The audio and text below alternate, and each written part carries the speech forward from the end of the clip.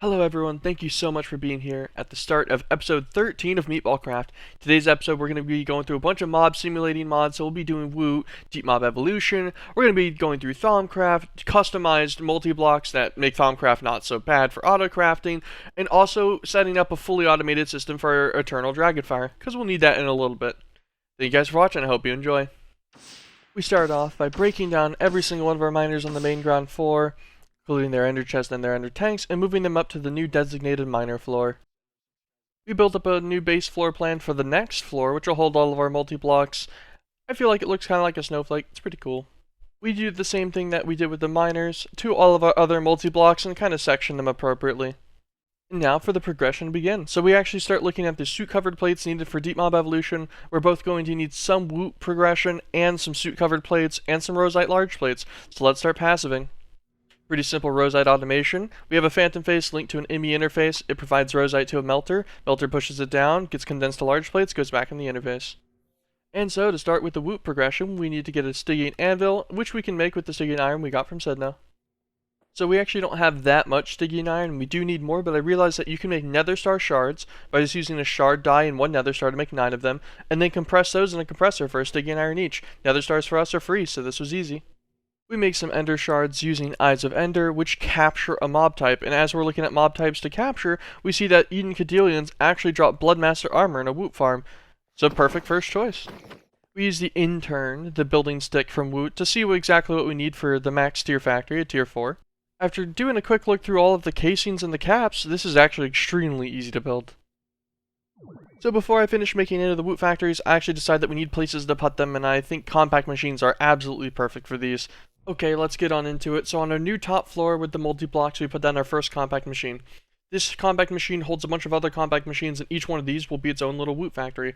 We put down the factory heart, we assemble it using the intern. Super easy. You need to put the factory controller up and just behind the factory heart. Underneath, these need to be in a specific order. It needs to be the exporter on the bottom, an importer in the middle, and the power cell on top. Otherwise, it won't work. And there it is. That's our Eden Cotillion. That's what it's showing. It's about 400 RF a tick, and we'll put some upgrades on it too. We maxed out its looting, spawn rate, and spawn amount upgrades, as well as efficiency, which is useless. And then underneath, we set up an auto-smelting process for the Bloodmaster armor into Bloodmaster ingots.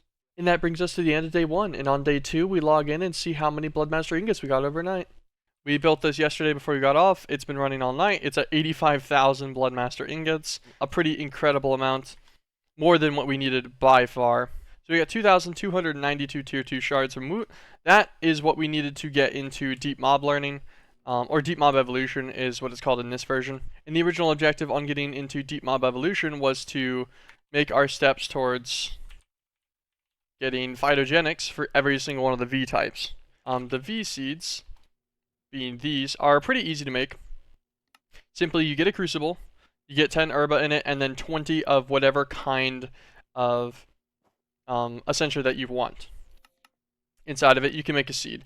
The seeds, if you grow them in a phytogenic insulator, you'll get 5 Viz pods, but you need a raw ironwood material to actively actually grow it. It's what the fertilizer is. It's the only way to acquire this because you can't get live root just farmable. Can't get live root, is the pristine swamp creature matter.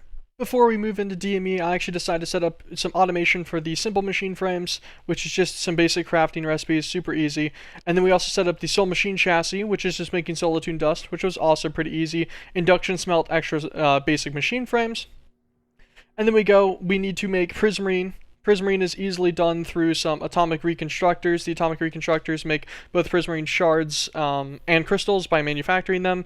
Those auto-craft in the guardian diodes. Those mixed with the basic crafting for insulation makes us our third machine casing. I forget which this one was.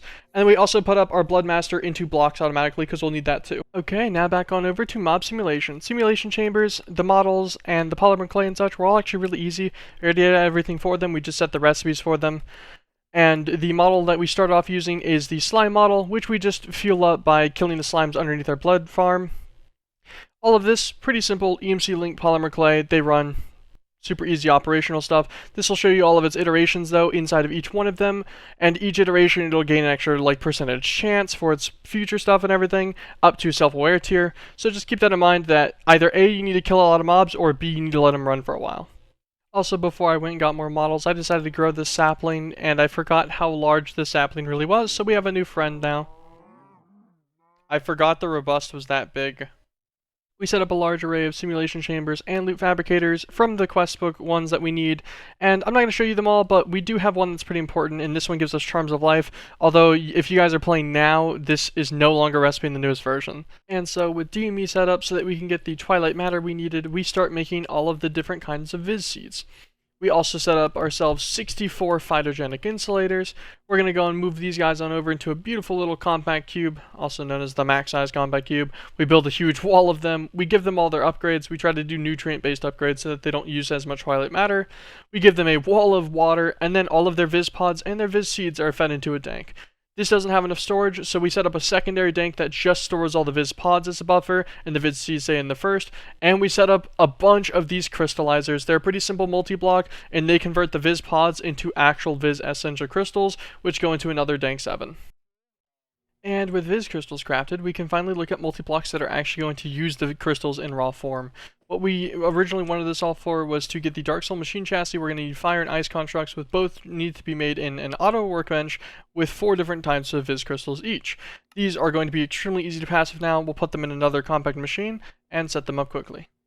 Also, PS, this machine is pretty easy to make. The multi-blocks aren't that hard. They're just machine frames mostly. Before the auto workbenches, we do make an auto infuser, however, because this saves us quite a few infusion crafting recipes and a decent headache and time. So I actually sat there and looked at recipes for a little while. We set up a new Woot farm that's needed. We set it into the Watcher boss, and we have it running because we realize we need divine shards in pretty large quantities to feed the eternal Dragonfire we're going to mess with later. In that same chain of thinking, I actually do realize I need flammable dust also in large quantities. So we built 10 Woot farms of the King Bam Bam. We filter them out.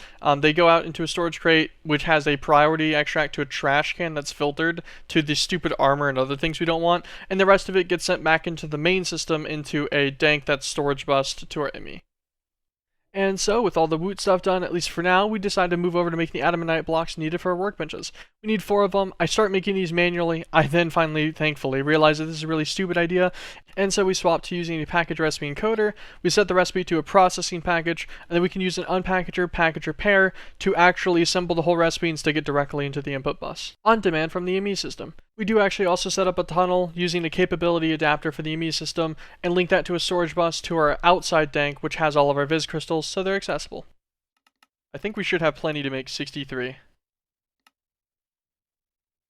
Every time it makes 1, should go on to the next one. Nice, man. Okay, way easier than doing the rest of it by hand. It wasn't even that bad. Okay, so let's make another 20 Mythmanite. We'll need that so that we can make the Mythmanite smelteries. With a couple more resources from the auto infuser, we set up all 4 of our arcane auto workbenches. 2 of them are to automate constructs, and then 2 of them are for on-demand crafting, such that we'll need later. Limited item filter directly from an interface on the ME system that puts in the 4 carbonite and then the 4 crystals. It takes those from an interface from the ME system and sends them into both, because I want to say that the ice construct as well has the same requirements, except for instead of carbonite, it'll need Yeti fur. Where's that? Yes, alpha Yeti fur. And then they'll both need complex arcane mechanisms, but we're going to have an interface that can send these out too. We'll have a crafter that crafts. It'll take all of these ingredients. It'll craft 2 complex arcane mechanisms. And every craft, these guys will just get round robined. Alright, carbonite in 1, alpha Yeti in the other.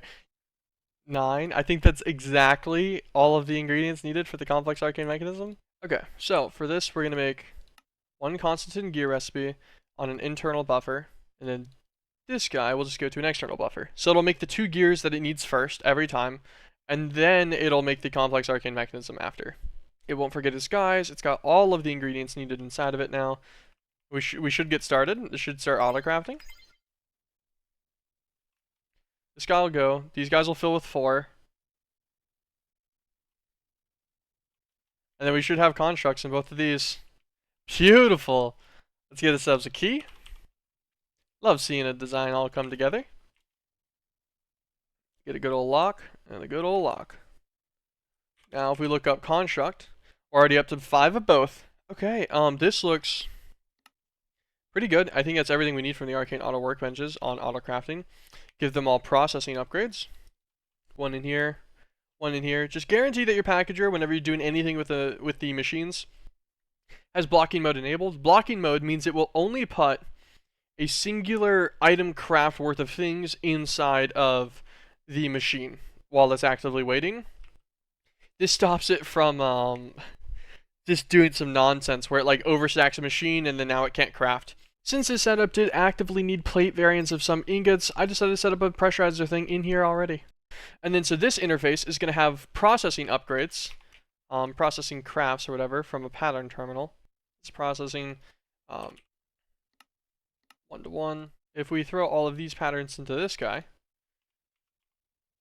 I kind of want to say that it just is going to know how to make 4 Mythmanite smelters now. Crucibles. It can't do the crucible. Crucibles, unfortunately, as far as I know, have to be done manually, but they're pretty easy to do in bulk. Mythmanites. 1, 2, 3, 4. 2 more alchemical constructs. Get the last 3 of them. Crafting the last 2, and bam, there it is. All 4 Mythmanite smelteries done through essentially auto-crafting. Absolutely fantastic. We disassemble our old Dragonfire stuff to put it on into a beautiful little compact machine. We build up our 4 Dragonfire forges that are going to make our eternal Dragonfire fluid that we need to power our crucible at full speed. This one. So these are going to buffer eternal Dragonfire up to 65,000 buckets worth of it in the demonically gargantuan drum. And then this guy is going to be the eternal Dragonfire ender tank, which will be what we actually use to transport it around currently. So we'll just limited item a stack of each of these, and that'll affect all 4 of these filters. Let's grab ourselves some conduit, insert on this filter, and this guy is just going to stock a stack of all of these materials. Fantastic. These guys are they're cooking. Cool. They've already filled up our ender tank, and then they'll start filling up this gargantuan drum. Beautiful. We assemble our Dragonfire crucible. Our first step is that we capture 6 different shamans, and we level them all up manually until they get to the Ice Dragon Blood trade, so we can auto-trade for that. It saves us 1 step needed for our dreaded steel. So the way that these guys work is this will be their item input. This will be this middle row is where you set the item amount. So you can put an item in here, and then you can click it to increase the number of it, the same way that the limited item filters from Ender.io work in general. So I can tell it should only output 1 singular iron ingot and 1 singular ice dragon blood. We can tell it to output with a signal, hit them all with a timer so that they do 1 goes, a second later, the next one goes, a second later, the next one goes, a second later, the next one goes, in order of how the recipes are required of them. And we should be able to make it do just a merry-go-round of like consistency, hopefully. So we should make the fire dragon blood, fire dragon steel, Ice Dragon Steel just from the Ice Dragon Blood, and then the Dreaded Steel in that order. So just go 1 and then 1 and then 1 and then 1. Which I think we can do 1 Ice Dragon Blood, 1 Iron Ingot. We'll have it on blocker mode, glass bottles, plutonium, and a stack of magma blocks. And then that'll make the Fire Dragon Blood, so then Fire Dragon Blood and Iron Ingots will go in.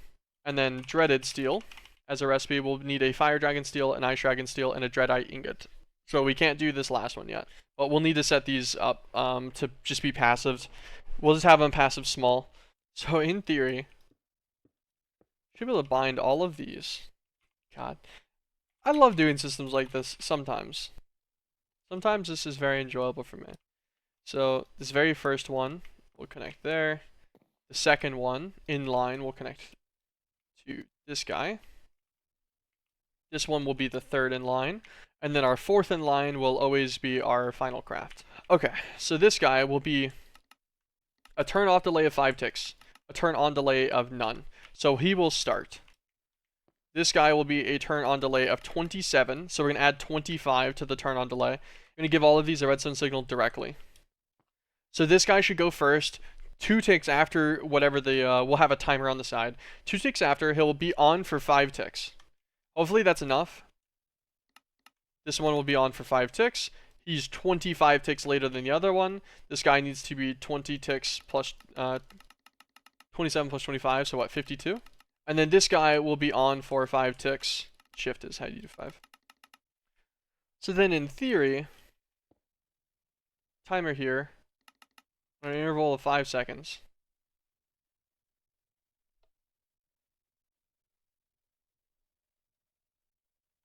Alright, that's pretty good. If I just put a lever on this guy. Beautiful. With redstone set up, we need to passive some of the other systems that we're missing, so we make an arc furnace to passive our plutonium. You need the arc furnace to smelt it for now. Okay, and after setting up the arc furnace, we set up a basic interface. We phantom face over to it. We set up a crafting recipe to turn the small piles of dust that we're already producing into plutonium dust. We pipe out of that crafter, which is going to do a simple craft, into the arc furnace. Give it some power, and there we go. Easy plutonium automation. Passive dreadite is extremely easy to set up. We simply fluid infuse some uranium ingots, which we have from mystical agriculture, and then combine them in an induction smelter with dreadium ingots, which we also have from mystical agriculture. We set the induction smelter side specifically to left and right so that we're easily able to filter without actually having to use filters, and we phantom face to the edge of it. Okay, so that phantom redstone face setup actually didn't work the way that we intended it to, so we swapped to using redstone conduits from Ender.io, and then set them to specific output levels, and this works fine. And flipping on the new system, we're getting dreaded steel passively sent into this drawer with just storage bus beautifully into our main ME. This also gets level emitted, so the system will stop whenever it's not needed anymore. And with all of that...